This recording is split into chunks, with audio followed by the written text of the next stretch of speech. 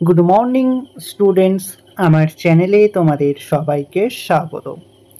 আজকে তোমাদের সাথে আলোচনা করব জেনারেল অ্যাওয়ারনেস অ্যান্ড জেনারেল নলেজের 42তম পর্ব নিয়ে। তো আগের পর্বগুলির মতোই আজকের পর্বটিও খুবই গুরুত্বপূর্ণ হতে চলেছে, বিশেষ করে যারা এএলপি টেকনিশিয়ান এবং আরআরবি এনটিপিসি পরীক্ষা দিতে চলেছ 2025-এ। তো প্রতিদিন ঠিক সকাল 6টায় আমি তোমাদেরকে এই পর্বটি করিয়ে থাকি, তো অবশ্যই সকলে যুক্ত হয়ে যাবে এই সময়।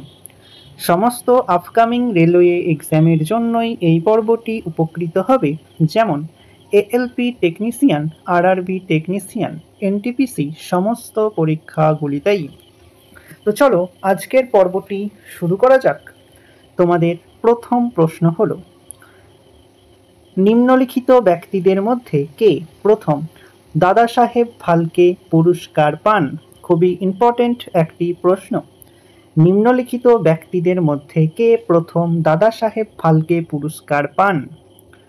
সঠিক উত্তর অপশন ডি, দেবিকা রানী। দাদা সাহেব ফালকে পুরস্কার ভারতের সর্বোচ্চ চলচ্চিত্র পুরস্কার। 1969 খ্রিস্টাব্দ থেকে এই পুরস্কারটি প্রচলিত হয়।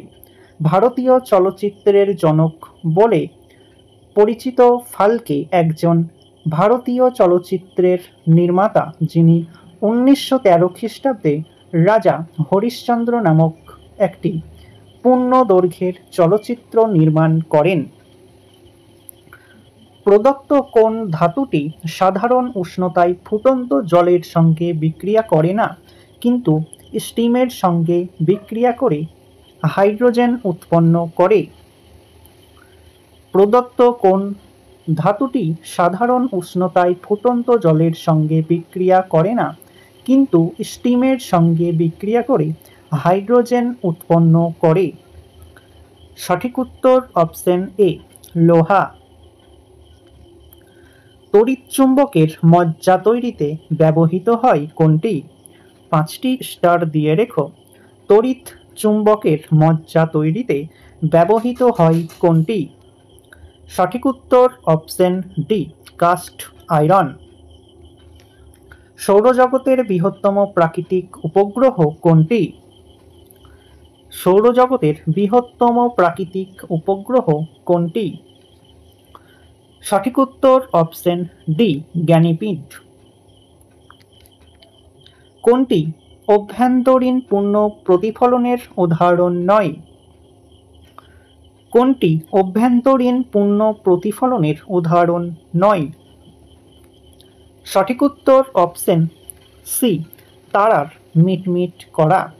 আলোর প্রতিসরণের জন্য তারা মিটমিট করে। অধিক সংখ্যক উড়ার সময় পাখিদের শ্বাসকার্য কোন সমস্যা হয় না, কেন? অধিক সংখ্যক উড়ার সময় পাখিদের শ্বাসকার্য কোনো সমস্যা হয় না, কেন? সঠিক উত্তর অপশন ডি, তাদের অতিরিক্ত বায়ুথলি থাকে। ভারতের রাষ্ট্রপতি কোন ব্যক্তির কাছে তার পদত্যাগপত্র জমা দেন?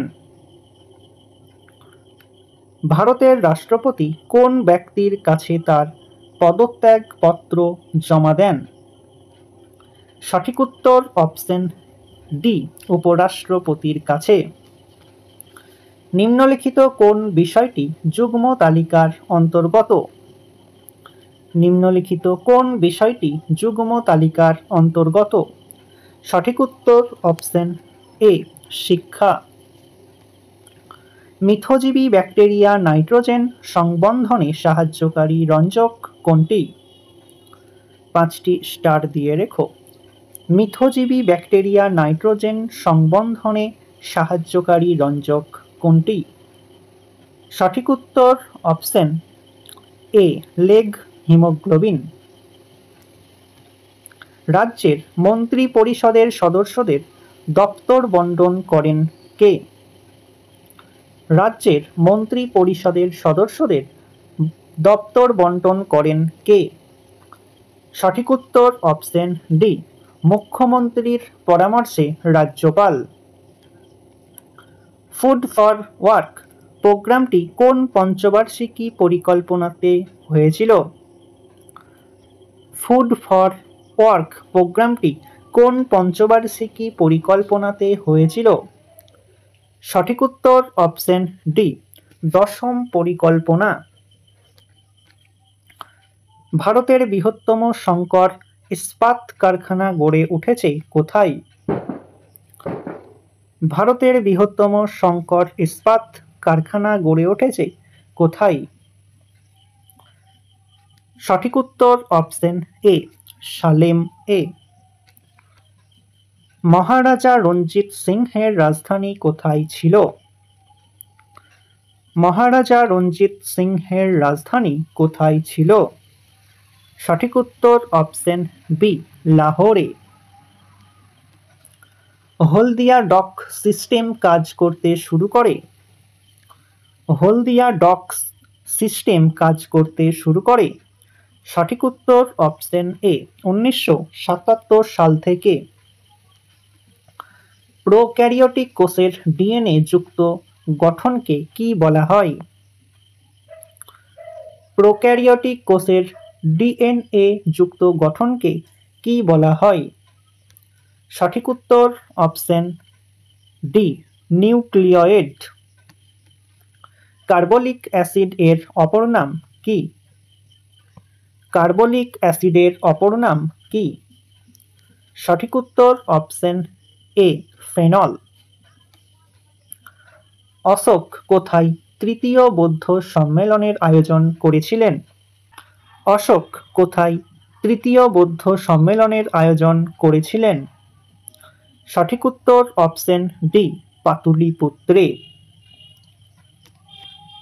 ভারতের মোট বিদ্যুৎ উৎপাদনের বেশিরভাগ বিদ্যুৎ দেশের কোন বিদ্যুৎ কেন্দ্রসমূহে উৎপাদিত হয়?